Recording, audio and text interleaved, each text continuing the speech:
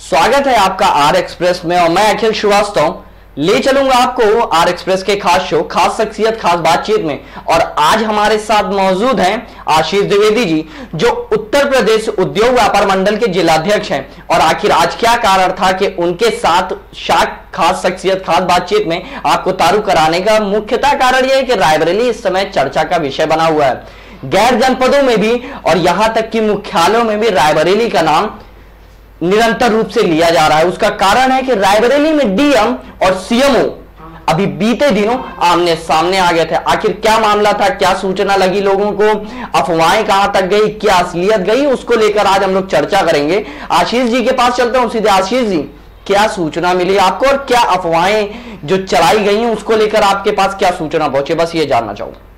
देखिए, मीडिया के माध्यम से इस विवाद की जानकारी सभी को हुई, आम जनमानस को ही। हम लोग जो समाज से जुड़े रहते हैं, अधिकारियों से, विभिन्न विभागों से जनसेवा के लिए आना जाना लगा रहता है, तो विशेष रुचि रहती है कि क्या प्रकरण है, किसी भी महकमे का आला अधिकारी इस प्रकार की दुर्भाग्यपूर्ण व्यवस्था में क्यों संलिप्त है, जबकि ऐसी महामारी का दौर गुजर रहा हो जी।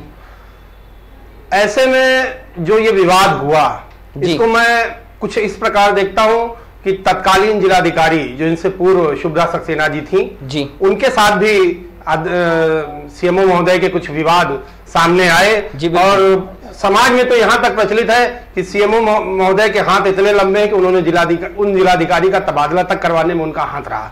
क्या सच है क्या नहीं, ये तो व्यवस्था और सरकार जाने। लेकिन ये जरूर कहना चाहूंगा कि एक जनपद का स्वास्थ्य महकमे का अधिकारी जनपद के शीर्ष अधिकारी, आला अधिकारी डीएम को अगर इस प्रकार चैलेंज करता है जनपद में रहते हुए, तो मुझे लगता है कहीं ना कहीं वो मन से अत्यंत ज्यादा उत्साहित और मनभर किस्म का अधिकारी है, जो कि अपने उच्च अधिकारियों और समाज की व्यवस्था से निडर रहते हुए इस प्रकार के अनर्गल प्रलाप समाज में प्रचारित करा रहा है। तो क्या देखा जाए समाज में क्या ये मैसेज भी कन्वे हो रहा है कि अब सीएमओ साहब आला अधिकारी होने के नाते अब राजनीति में पैर रखने को आतुर हो रहे हैं? क्योंकि लगातार देखा गया है कि जहां एक रायबरेली में सुर्खियों को में बनने के लिए बेताब रहते हैं, मीडिया में चर्चा बनने के लिए बेताब रहते हैं, मीडिया से दूरी बनाकर चलना, किसी भी जो आम जनता है उससे ना मिलना, उसको दरकिनार करके चलना। तो किस प्रकार आप लोग देख रहे हैं इस चीज को? क्योंकि लगातार सीएमओ साहब की इसी तरह के रवैया सामने आया है। और अगर सबसे बड़ी चीज ये सामने आती है, एक सामाजिक तौर पे देखा जाए आशीष जी, एक परिवार में अगर कोई पिता तुल्य अगर किसी बेटे को डांटता है, फटकारता है, तो उसको सुधार करना चाहिए, ना कि इस प्रकार की राजनीति करना कि अपने साथ के जो डॉक्टर्स हैं उनको एकत्र करना और जिले के आला कमान, जो जिले की कमान संभाल रहा है, उसके खिलाफ मोर्चा खोल देना किस प्रकार से जायज है? अखिल जी, यह तो भविष्य की गर्त में है कि सीएमओ महोदय राजनीति के क्षेत्र में आना चाहते हैं या नहीं। इसका जवाब या तो वो स्वयं दे सकते हैं या भविष्य में आम जनमानस को मिलेगा। लेकिन एक सलाह जरूर मैं देना चाहता हूं, अगर किसी ऐसी व्यवस्था से वे गुजर रहे हैं, उनके दिमाग में ऐसी कोई सोच है, तो मैं उन्हें सलाह देना चाहूंगा कि उनको अपने व्यवहार में भारी परिवर्तन करने की आवश्यकता है। और इस व्यवहार के साथ वो समाज की सेवा करने में जहां विभिन्न वर्ग के लोग, विभिन्न बुद्धि विवेक के लोग, जाहिर से लेकर पढ़े लिखे समाज तक का अलग अलग तबके से सामना होता है, साधका पड़ता है। जब पढ़े लिखे समाज में रहकर डॉक्टर एक बुद्धिजीवी वर्ग माना जाता है, आम जनमानस उसे भगवान के बाद उस स्थान पर देखता है, बड़े ही सम्मान के साथ उस व्यवस्था को स्वीकार करता है। जब उस व्यवस्था को वो संचालित और नहीं करा पा रहे हैं, जिस प्रकार की पूरी कोरोना महामारी के दौरान रायबरेली के जनमानस में कोविड हॉस्पिटल्स L1 L2 आदि को लेकर के या स्वास्थ्य महकमे में द्वारा आम जनमानस को दी जा रही सुविधाओं और उनमें जो व्याप्त खामियों को लेकर चर्चाएं हैं, कोरोना काल की बात पूरी रूप से, उससे लगता है कि सीएमओ महोदय पूरी तरीके से अपने जिम्मेदारी के प्रति लापरवाह है। वे अपने पद के साथ कतई ईमानदारी नहीं बरत पा रहे हैं। उसके पीछे क्या कारण है, इसकी जांच होनी चाहिए। मंडल द्वारा सोमवार को ही मुख्यमंत्री महोदय को एक ज्ञापन दिया जा चुका है कि संपूर्ण व्यवस्था का, जो भी कोविड-19 के संक्रमण काल के दौरान बदहाल स्वास्थ्य सेवाओं की जांच कराई जाए, जिम्मेदार लोगों के खिलाफ सख्त कार्रवाई की जाए और एक और दो चार विषय हैं जिस प्रकार से, जैसे आपने कहा कि ये विवाद, हम इस विवाद पर चर्चा कर रहे हैं। जिलाधिकारी और सीएमओ महोदय एक बैठक में एक चर्चा के दौरान सवाल करते हैं। जिलाधिकारी महोदय, देखिए उम्र का कोई साधका नहीं हो, कोई वास्ता नहीं होता पद से जी। कोई किसी भी उम्र का हो, अगर वो मुझसे ऊंचे के पद पर है तो वो मेरे लिए सम्मान का व्यक्ति होगा। जिलाधिकारी के पास बहुत से बुजुर्ग भी पहुंचते हैं, सीएमओ महोदय के पास बहुत से कनिष्ठ भी पहुंचते होंगे, बहुत से उनसे उम्र में वरिष्ठ भी पहुंचते होंगे। यानी कोई भी गलती होगी तो शासन डायरेक्ट सवाल जिलाधिकारी से पूछेगा, ना कि सीएमओ साहब को सामने लाके पूछेगा नहीं, पूछा जा रहा है। आदरणीय मुख्यमंत्री महोदय ने समस्त जनपद के प्रदेश के जिलाधिकारियों को कोविड संक्रमण काल के दौरान घटित होने वाली समस्त जिम्मेदारियों का ठीकरा उन्हीं के सर रख रखा है जी। अगर वो सफल होंगे तो निश्चित तौर पर जनपद के साथ साथ हमारा जिलाधिकारी भी गौरवान्वित होगा, और नहीं अगर वो असफल होंगे तो उसका ठीकरा अकेले जिलाधिकारी के ऊपर फोड़ा जाएगा, क्योंकि जिम्मेदार व्यवस्थाओं को संचालित कराने के लिए वही नियुक्त किया गया है। पर जो बातें सामने आई, आपत्तिजनक शब्द बोल देना, क्या ये जायज है एक सभा के दौरान? क्योंकि जिस ओहदे पर है जिलाधिकारी महोदय और जिस ओहदे पर है सीएमओ साहब, तो क्या ये जो आपत्तिजनक शब्द अगर बोले गए हैं, वहां पे जो आरोप लग रहे हैं आशीष जी, क्या ये जायज है इस तरह के शब्दों का चयन करना? आप आखिर उच्च अधिकारी हैं, उच्च पद पे हैं, सीनियर हैं, पर इस प्रकार के शब्द? अखिल भैया, सबसे बड़ी बात यह है कि जब आपको कोई जिम्मेदारी दी जाती है जी, अगर आपके अगल बगल इर्द गिर्द उस व्यवस्था से जुड़े हुए समस्त जिम्मेदार लोग अगर अकर्मण्य और नकारे हों, आपके द्वारा उठाए गए या जनमानस के जनहित के उठाए गए प्रश्नों के जवाब माकूल न दे करके अनाप शनाप, जिसको जैसे कि एक प्रकरण आया कि जैसा अखबार में जैसे छपा था कि L1 हॉस्पिटल में सफाई व्यवस्था दुरुस्त नहीं है, कृपया स्वीपर लगा करके उसकी सफाई कराई जाए जी। तो जो जिम्मेदार अधिकारी द्वारा जवाब दिया गया कि मैं सीएमओ हूं, स्वीपर नहीं। ये सब जानते हैं कि आप मुख्य चिकित्सा अधिकारी हो, स्वीपर नहीं हो, आपकी जिम्मेदारी है। स्वीपर आपका मातहत है। स्वास्थ्य महकमे में काम करने वाला प्रत्येक व्यक्ति, स्वीपर से लेकर डॉक्टर तक या उप चिकित्सा अधिकारी तक, सब आपके मातहत हैं, और जो जिसकी जिम्मेदारी है उनकी जिम्मेदारियों का निर्वहन करवाना आपकी जिम्मेदारी है। इस नाते अगर जिलाधिकारी महोदय ने अगर उनसे ये कहा तो वो उनको सुनना चाहिए। तो उसका माकूल जवाब ये होता है, पूरी तैयारी की गई है, आगे कराई जाती है, फिर भी आपके पास कोई शिकायत आई है जी, तो जांच कराई जाएगी, उस व्यवस्था को दुरुस्त कराया जाएगा। वो जवाब ना देकर ये कहना कि मैं ये नहीं हूं, हाँ, तो मैं ये जानना चाहता हूं कि क्या जिलाधिकारी महोदय ने उनको स्वीपर कह के संबोधित किया था? नहीं, ऐसा नहीं था। जब नहीं था, मुख्य चिकित्सा अधिकारी से ही बात कर रहे थे। उन्होंने, जैसा कि अखबार में ही मुझे पढ़ने को मिला, उन्होंने पूछा कि 100 से अधिक एनएम सेंटर पर एनएम क्यों नहीं है जी। इसका जवाब सीएमओ महोदय नहीं दे पाए। या भोजन प्रभारी मनोज शुक्ला जी बैठक में क्यों नहीं है जी? अगर नहीं है तो उनके स्थान पर कोई दूसरा उस दिन था प्रभार में कि नहीं? जब नहीं था तो क्या उस दिन समस्त मरीजों की भोजन व्यवस्था ताक में थी?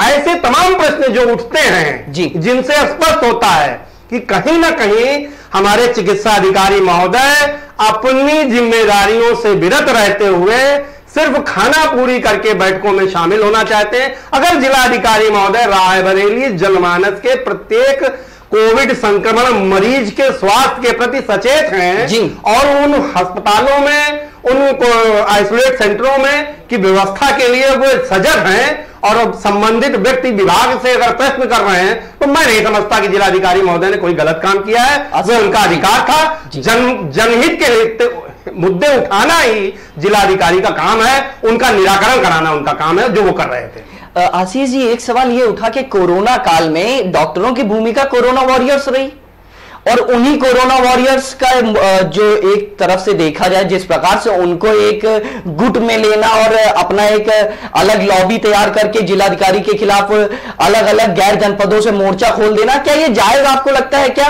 वर्तमान परिस्थितियों के हिसाब से इस प्रकार सोचना कि कोरोना काल में डॉक्टर्स धरने पर बैठेंगे अगर जिलाधिकारी का तबादला नहीं हुआ, इस प्रकार के जो कटाक्ष सामने आ रहे हैं, क्या ये जायज है? आपको लगता है इस प्रकार की रणनीति तैयार करना?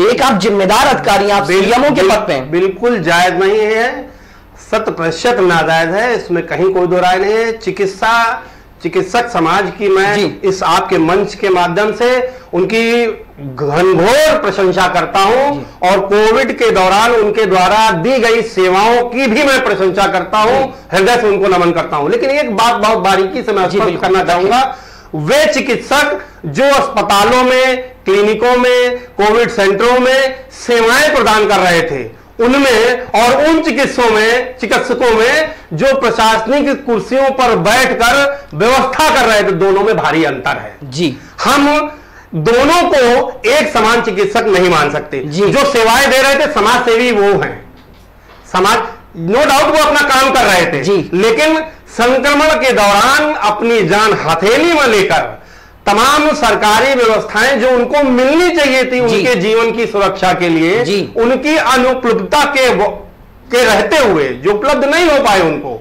उसके बावजूद उन्होंने मरीजों और कोविड से लड़ने के तमाम प्रयास किए और उनकी बदौलत ही समाज में आज जो भी व्यवस्था है, जो भी है, वो कहीं ना कहीं उनसे उनका बड़ा भारी हाथ है, अन्यथा स्थिति इससे भी ज्यादा भयानक होती। लेकिन मैं उन चिकित्सकों को जिन्होंने सेवाएं प्रदान की और उन चिकित्सकों में भारी अंतर मानता हूं जो प्रशासनिक कुर्सियों में बैठ के सिर्फ आदेश पारित कर रहे थे। आशीष जी, एक आखिरी सवाल मैं सामने रखूंगा कि जिस प्रकार से अभी देखा गया, बीते दिन कमिश्नर मुकेश मेश्राम जी आए हुए थे, उन्होंने इस बात को कहा कि दोनों डीएम और सीएमओ के बीच में पटाक्षेप कर दिया गया है, यानी दोनों से ही फोन पे वार्ता की गई। मुकेश मेश्राम जी ने स्वयं वार्ता की और उसका जो निष्कर्ष निकला, उस निष्कर्ष को मीडिया से रूबरू होते हुए उन्होंने ये चीज बताया कि दोनों के बीच में पटाक्षेप हो चुका है और डीएम को इस बात का खेद है कि उन्होंने इन शब्दों का चयन किया और वही सीएमओ अब अपना बड़प्पन दिखाएंगे।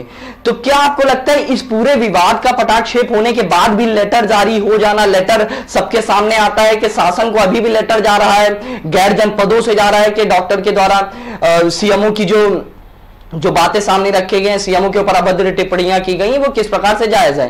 पटाक्षेप हो जाना और अभी भी एक मोर्चा खोले रहना कि जब तक ट्रांसफर नहीं होगा तब तक हम धरना देंगे, इस प्रकार की जो बातें सामने आई, तो कितना जायज है?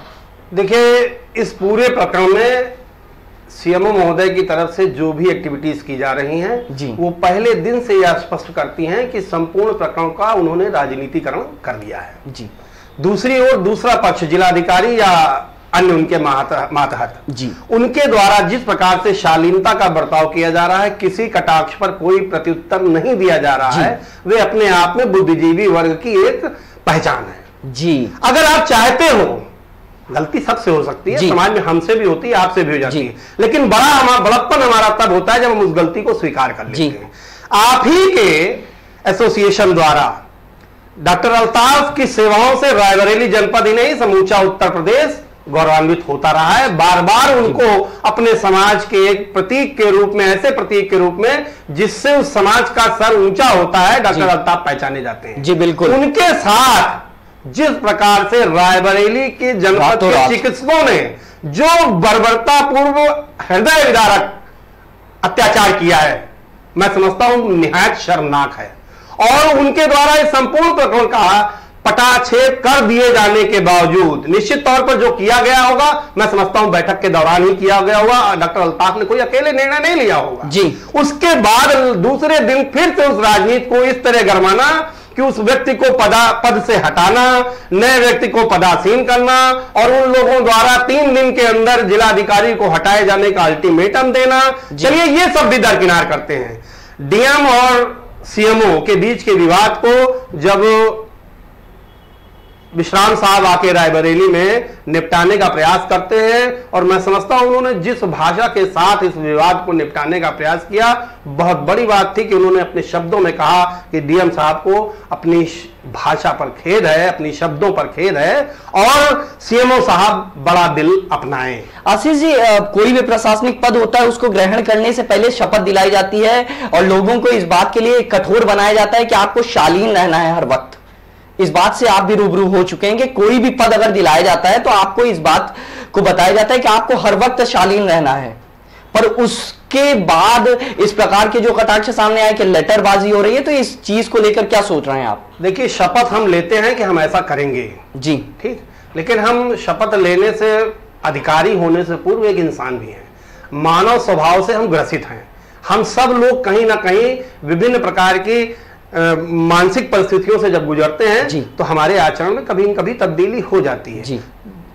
बात उस जगह महत्वपूर्ण हो जाती है कि अगर हमारे द्वारा किसी प्रकार का कोई ऐसी शब्दावली का प्रयोग या ऐसा आचरण किया गया है जो समाज की व्यवस्था से विरत है, उसके विपरीत है, तो क्या हम उस गलती को स्वीकार करते हैं?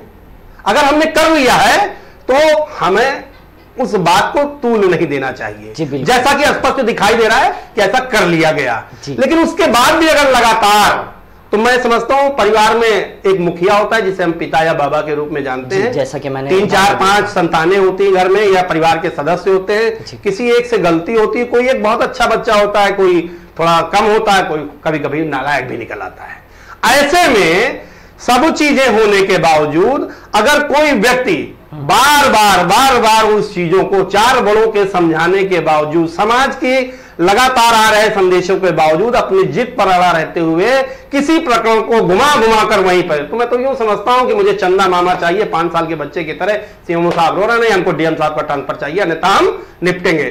तो निपटिए भाई।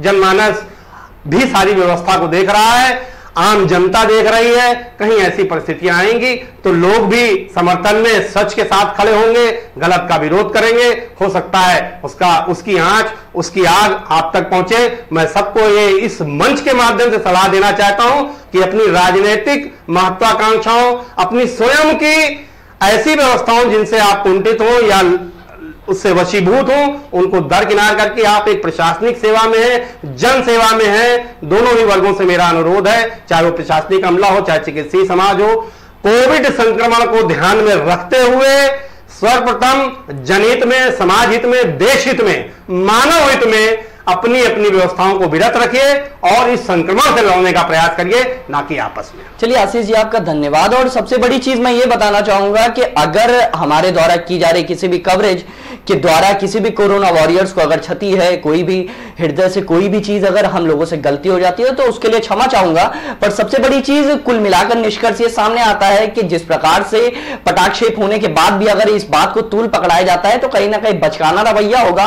और इस बात को भी ध्यान रखना पड़ेगा कि अगर मेडिकल एसोसिएशन भी है तो आईएएस और आईपीएस के भी एसोसिएशन है, कहीं ना कहीं एक वार और प्रतिवार का भी एक सबसे बड़ी चीज सामने आएगी और उसको लेकर अब देखने वाली बात रहेगी कि आखिर जो ये हवा है वो किस ओर बढ़ रही है और इसकी रवानी कब तक और कहां तक पहुंचेगी, आने वाला समय बताएगा।